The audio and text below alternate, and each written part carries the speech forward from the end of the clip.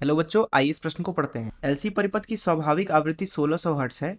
यदि सी तथा एल का मान दोगुना कर दिया जाए तो परिपथ की स्वाभाविक आवृत्ति होगी। पहला ऑप्शन है 800 हर्ट्ज, दूसरा ऑप्शन है 1200 हर्ट्ज, तीसरा ऑप्शन है 400 हर्ट्ज, चौथा ऑप्शन है 3200 हर्ट्ज। आइए इस प्रश्न की मुख्य अवधारणा की चर्चा करें। मान लीजिए हमारे पास में एक एलसी परिपथ है, कुछ इस तरीके से संधारित्र को अच्छे से आवेशित कर दिया। मान लीजिए कि क्यों आवेश से इसको आवेशित कर दिया है। इसको इस तरीके से एक प्रेरक के साथ जोड़ देते हैं। संधारित्र की धारिता C ले लेते हैं, प्रेरक की प्रेरकत्व L ले लेते हैं। ऐसी स्थिति में जो Q आवेश होता है वो दरअसल दोलन करता है। समझते हैं कैसे। होगा ये कि जब आप इसको प्रेरक के साथ जोड़ोगे तो जो ये संधारित्र है वो दरअसल अनावेशित होने की कोशिश करे। इसके चक्कर में पहले तो धारा इधर से इधर प्रवाहित होगी। कुछ समय पश्चात जो ये संधारित्र है उसके ऊपर आवेश शून्य हो जाएगा, किंतु तब भी यहाँ पे धारा होगी। अब ये धारा जो है वो घटने की कोशिश करेगा।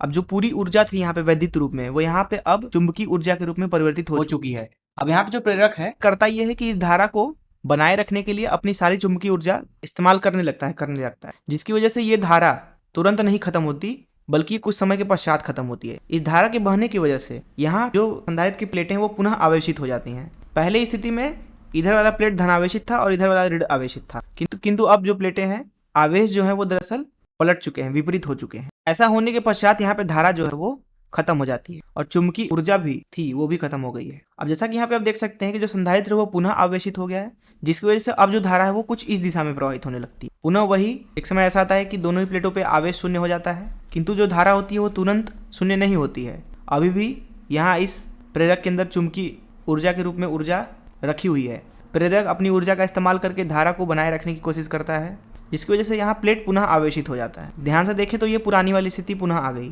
और ये धारा गायब हो जाएगी अंतिम अवस्था में और चुंबकीय ऊर्जा भी। दोबारा से वही पुराना प्रक्रिया यहाँ पे दोहराने लगेगा। फिर से धारा इधर जाएगी, फिर से ऐसे आएगी, फिर से जाएगी, फिर से आएगी।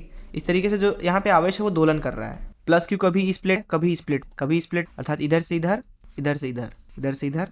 दरअसल जो ये दोलन हो रहा है हम यहाँ लिख सकते हैं कि क्यों यहाँ पे क्या करेगा, दोलन कर रहा है। कहाँ से कहाँ, एक प्लेट से दूसरे के ऊपर। इसकी जो आवृत्ति होती है जो कि दो प्रकार की होती है, कोणीय आवृत्ति को ओमेगा से दर्शाया जाता है तथा रेखीय आवृत्ति को एफ से दर्शाया जाता है। ओमेगा का मान लिखा जाता है 1/अंडर रूट में LC। जब प्रतिरोध शून्य होता है तो ओमेगा को इस सूत्र से दिया जाता है। अब अगर प्रतिरोध इसमें शून्य ना हो तो ओमेगा इससे नहीं दिया जाता है। दरअसल ओमेगा भी तब बदलने लगता है। वही ओमेगा को लिखा जा सकता है 2πf। ऐसी स्थिति में रेखीय आवृत्ति का मान आता है 1/2π अंडर रूट में LC के बराबर। तो इस मुख्य अवधारणा से आइए इसमें को हल करें। यहाँ इस प्रश्न में बोला जा रहा है कि LC परिपथ की स्वाभाविक आवृत्ति 1600 हर्ट्ज है। अर्थात अगर हम प्रारंभिक स्थिति में आवृत्ति को F1 ले लें तथा दिए गए संधारित्र की धारिता C और प्रेरक की प्रेरकत्व L ले लें, F1 को लिखा जा सकता है 1/2π अंडर रूट में LC के बराबर।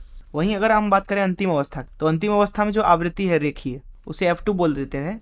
यहाँ इस प्रश्न में बोला जा रहा है कि बाद में C तथा L का मान हमें दोगुना करना है, तब आवृत्ति कितनी है। अर्थात F2 का मान हमें पूछा गया है और बाद में संधारित्र की धारिता 2C है और प्रेरक का प्रेरकत्व 2L है। तो हम यहाँ से F2 का मान लिख सकते हैं, F2 बराबर 1/2π अंडर रूट में संधारित्र की धारिता जो कि है 2C, प्रेरक का प्रेरक। दरअसल ये बराबर होगा 1/2 F1 के।